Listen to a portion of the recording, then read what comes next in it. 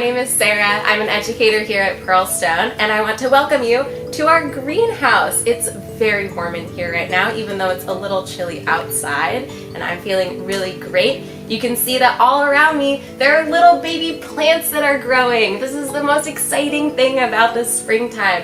We have right here some little baby tomatoes, and behind me there are tables and tables of onions, red, yellow, shallots, all the onions you can imagine.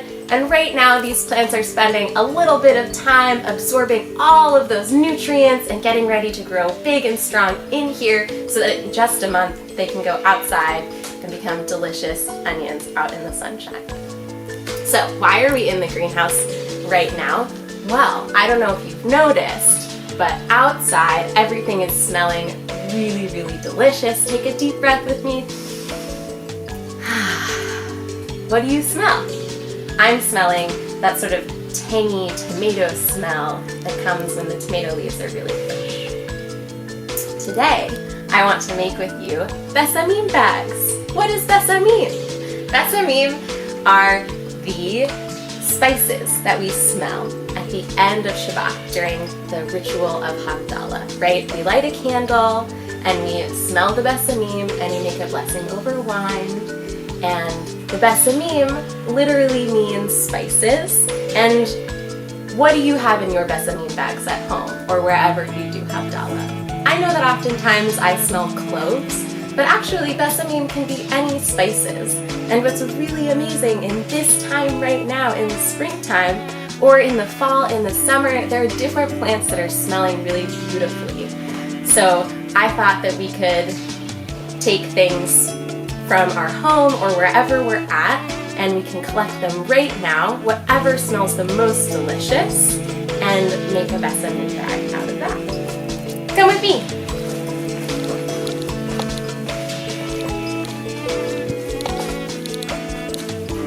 I invite you to go outside after you watch this video, or maybe you're outside right now, and take a walk around your garden. See what you smell. Maybe you don't want to make a Besamim bag at all. Maybe you just want to have Havdalah under a beautiful flowering tree. I know that I've seen some magnolias on my street and they smell absolutely delicious. Here in the Pearlstone greenhouse, we have a ton of rosemary, and right now it's flowering and they make these beautiful purple flowers. And actually, one thing I think that's really cool about rosemary is that you can eat the flowers. They taste like rosemary, but they have this subtle sweetness at the end. So here's what we're gonna do. If you have rosemary at home, you can take a little piece now. You can break it off, just like that. Maybe you want one piece. Maybe you want some with the flowers.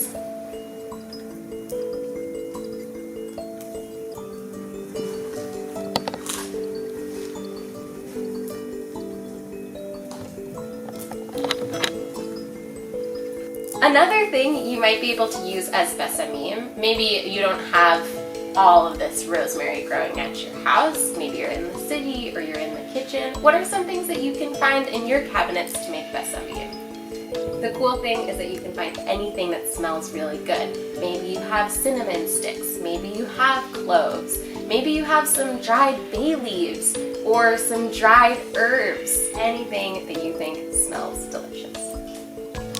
Now the thing about herbs is that over time their smells lessen a little bit. That's okay. You can just take a little bit more.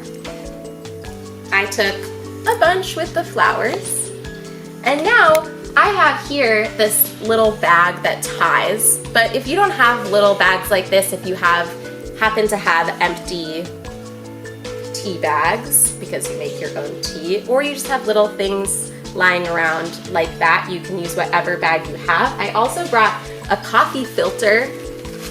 If you have extra coffee filters, you can take your Besamim, you can put it in the coffee filter. Mine are a little bit too big, so I'm going to make them a little bit smaller.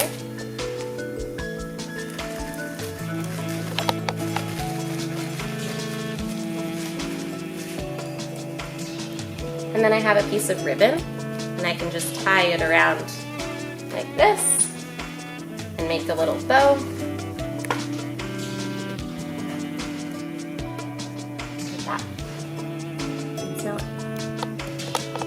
What do these Besamim remind us of? It takes a little bit of that sweetness, all of the beauty of spring and that restfulness of Shabbat, everything that fills our souls and our bodies during that time of rest of Shabbos, and it allows us to inhale it through our nose where everything is really pure and into our bodies, and keep that sweetness, that love, that connection with our families, and bring it into the week with us. So wherever you are, you can make a little Besamim bag out of anything you have in your house, in your garden, tie it up, and take it with you. Thanks so much for hanging out.